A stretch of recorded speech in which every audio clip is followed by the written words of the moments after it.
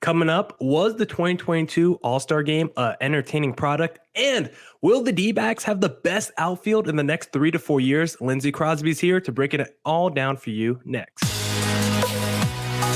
You are Locked On Diamondbacks, your daily Arizona Diamondbacks podcast, part of the Locked On Podcast Network, your team every day.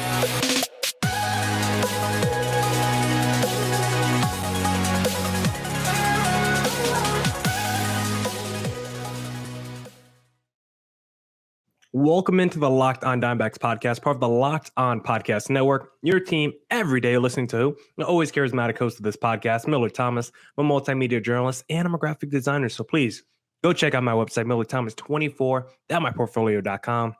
On there, you can see all my latest work, from my packages to my articles to my photos and my graphic design. If you want to see more content by me, just follow me on Twitter at CreatorThomas24 for my personal account, or just look up Locked On Diamondbacks on both Twitter and Instagram for the podcast handle. And of course, thank you for making Locked On Diamondbacks your first listen every day.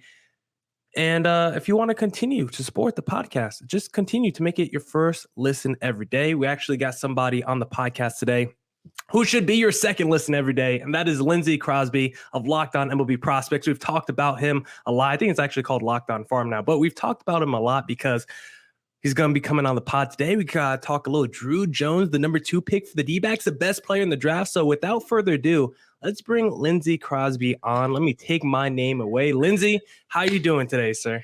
I am good. I am also tired. This is the busiest part of this is our stretch run right here. This is our Super Bowl wrapped in with our Daytona 500 and our all in one.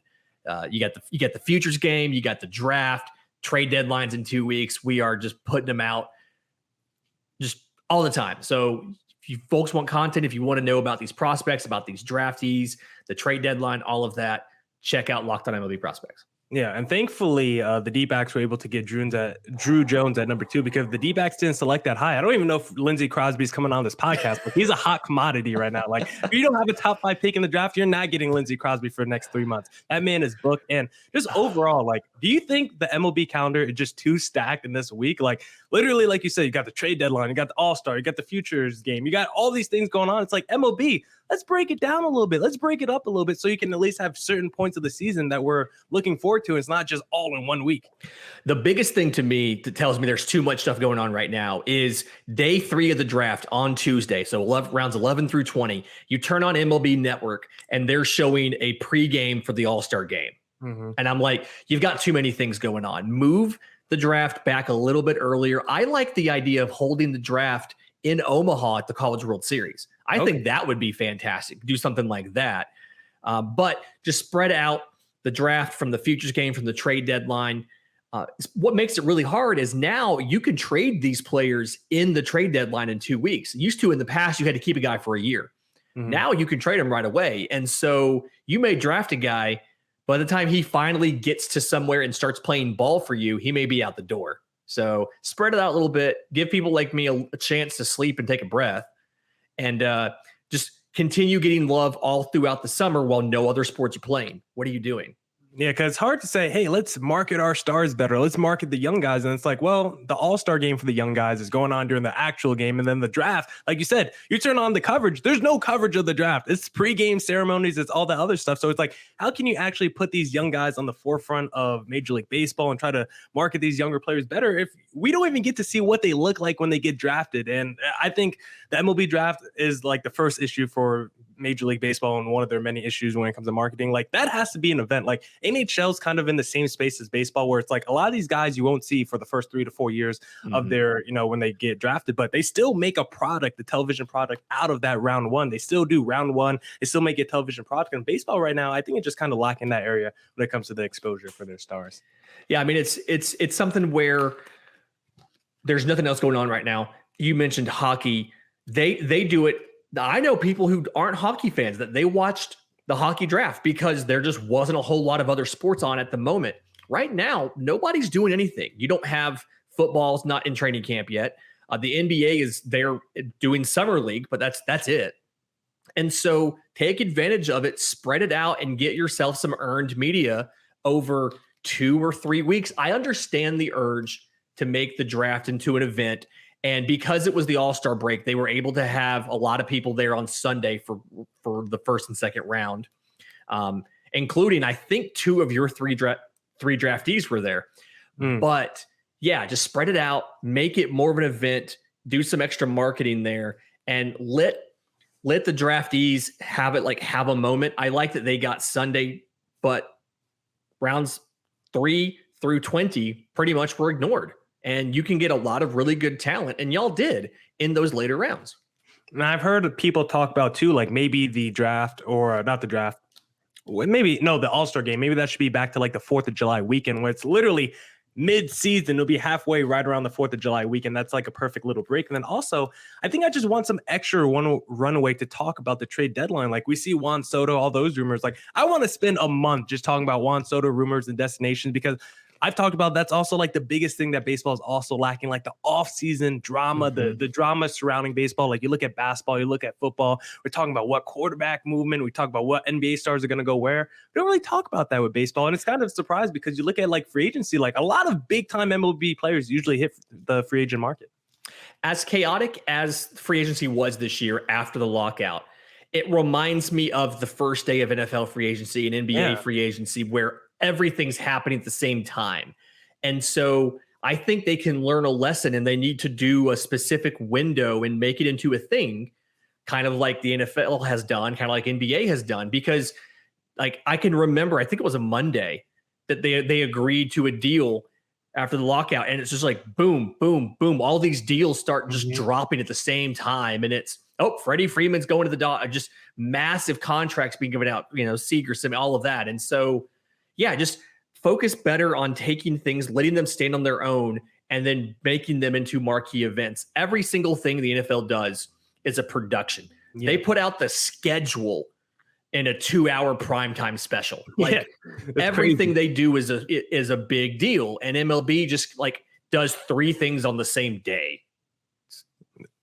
It just doesn't make much sense with what baseball is doing. I'm not a huge fan of it. And so I did want to ask you, though, about the All-Star game. Did you even watch the All-Star game? Because in full honesty, I watched the highlights on YouTube after. I wasn't really locked in. I'm not a big All-Star game festivities person overall in general when it comes to any sport. I recorded 3 podcasts. That was the last day of the draft. Okay. And so I recorded 3 podcasts that night, but I was between games. I was popping in and checking out some highlights and stuff. And I did go back and watch all of the highlights of the players mic'd up. I did think if people out there missed it, it was the 6th inning. It was Jose Trevino and Nestor Cortes for the Yankees. They both had mics and earphones and were talking to each other. And it was absolutely fascinating listening to them discuss what they wanted to do, how they wanted to attack hitters, what their thought process was. It was great. You're never going to get that in a regular season game. I think the All-Star game is the best place to put that, but it was great TV, as well as listening to Alex Manoah and John Smoltz debate how to get guys out. I think it was in the 2nd inning. Also really interesting. And just a way that like you marketed these stars in a way that we've never heard before. You've never, other than Sunday Night Baseball, you've never really had players mic'd up during the game. Yeah. And even then it's only 1 inning. And I personally don't like in a competitive game interviewing a player on the field during the game. Joey Votto and Sunday Night Baseball is at first base, playing first base, talking to the broadcasters. But last night for the All-Star game, it was fantastic. It was great. And it was a great example of a new way to market. I'd have put a camera on the catcher. I think that's the next thing they should do. Oh, like POV? Yeah, like show people how hard it is. Because there's somebody, you always can find somebody in a baseball conversation that, I bet you give me 10 pitches, I could hit a home run. No, you couldn't.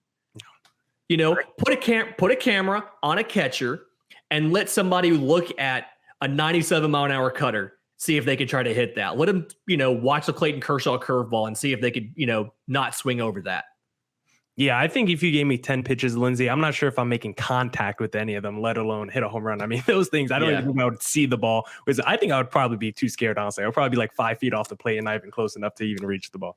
I would only make contact if I stuck the bat out and just held it straight out and then got lucky that he hit it. That's it. There's no way I'm going to swing and even catch up to a pitch. Yeah, because I wouldn't even attempt the bunt. I would be too scared that I don't want my hand out there. No. Yeah, that's crazy. And speaking of hands, you know what's a good thing to put on your hand, Lindsay?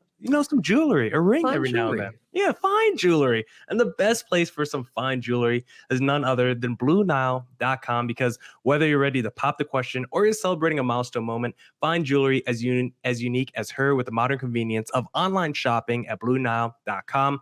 Blue Nile has simple online tools that let you choose the diamond shape, size, and clarity, as well as setting style. Blue Nile's bench jewelers will then handcraft her perfect engagement ring. Each ring is one of a kind. Looking for fine jewelry but having trouble choosing? Blue Nile has jewelry experts on hand 24/7, available via phone or chat to help you find a memorable gift at every budget. Make your moment sparkle with jewelry from BlueNile.com. And going on now is the Blue Nile anniversary sale. Save up to 40% on all Blue Nile jewelry and up to 25% on engagement rings. Shop now at BlueNile.com. All right, Lindsay, you mentioned there about the mic'd up players and how we've seen a glimpse of it in Sunday Night Baseball, because I think that's been like a pretty good success. Like you say, you don't like seeing the players as much in competitive, during the game, but watching like that Kike Hernandez play where he was like telling the broadcast what he's going to do when the ball gets hit to him, and then it actually happens, like that was a pretty dope moment. So I'm like, can we at least get like maybe one player a game that gets mic'd up every game? Or how about just like everybody's mic'd up? We just shut off the radio mics. Like there's nobody in the booth. It just straight feed from just the fans, the ambiance, and the players. I think that would probably be an even better product, because it seems like everyone just hates baseball announcers for the most part, outside like Don Orsillo or Vince Scully. Yeah, and something that's confused me. So MLB has embraced streaming services, and they have games. I remember one weekend I had to go to 3 different services to watch the 3 games of the team I was watching over the weekend. The thing that blows my mind is there hasn't yet been an option that's just crowd noise and field noise for a game. And if you figure that out, drop it in the comments below. I know back in the day, you used to be able to take an ESPN basketball broadcast and shut off the center channel, and you would just get the sounds of the arena. I want something like that for baseball. I want to hear the Oregon play. I want to hear the in-stadium announcer. I want to hear the players talking, the players, laugh and cut up. I want to know what they talk about at first base. I want to hear that. And I think something the NFL does really well is even if you don't get to hear it during the game, they have players mic'd up in every single game. And each team, the league, they'll all put out the footage during the week after the game of, this defensive back who's mic'd up, and you get to listen to clips of him playing and talking on the sidelines. And you just don't get that in baseball. And it feels like it's low-hanging fruit to get out there and market some of these players. Yeah, and the mic'd up moments are the best in the NFL, because it's more than, the analysis they hear from the DBs. Like, it's just guys being dudes and just goofing off and just BSing each other. And that's like kind of what we miss from baseball. Like, we see Big Papi at the AllStar Game BSing all these guys. Like you said, Alek Manoah on the mound. Like, he was phenomenal calling out the strikes every time he punched out another batter. 3 punchies. Yeah, 3 punchies, just putting them down. Like, it was phenomenal. But it's like we never get to see the players let their personality shine, and then when they do via bat flip or something like that, it's like, hey, you're unwritten rules, guys. Somebody hits him the next at bat. Yeah, it's like, let's go beam their best player now in the head and knock him out a week, and then we'll also lose our pitcher at the same time. So baseball just seems so antiquated in that scenario. But back to just the All-Star Game in general, did you have any feelings toward Clayton Kershaw starting? Just because I felt like that was like, I don't know, I didn't really like that, even though he's had a great season and of course a phenomenal career. I felt like that had to be Sandy starting the All-Star Game. Yeah, I think that Sandy Alcantara earned the start, and he deserved to be the starter in that game just based off of the season performance. And people that went on and said, well, Kershaw deserves to start because he's had a great career. That's not what we're measuring here. We have a spot on the roster for a legend who maybe isn't having an all-star career this year, but we still want them to be here because we want to honor what they did their entire career, even though their season's not been great. Albert Pujols did that. Miguel Cabrera arguably could have been an all-star anyway, but he did that. Kershaw has had a good year, but Alcantara's been on another level. And I think it would have been, I think if the all-star game was anywhere else but LA, Alcantara starts. There just seems to be like an unwritten rule that if you're in your own ballpark, we're going to let you start in the All-Star game. And Alcantara got robbed. People are like, it doesn't matter. Get over it. It matters to him. He earned it. I mean, if it was close, I would get it, but he's literally has double the innings batters faced and leads the National League in ERA in like pretty much every statistical category. Yeah, like, it's not close. It's not close. He's running away with it. So that's why I was like, I'm not a huge fan of seeing Clayton Kershaw start, even though he's having a good season. But I was like, come on, you have to give it to Sandy Alcantara. It's like people that were asking for Tony Gonsolin to be the starter of the game. It's like, look, we saw Tony Gonsolin in the All-Star game. He's the one that gave up the lead. That's why he didn't start the All-Star game.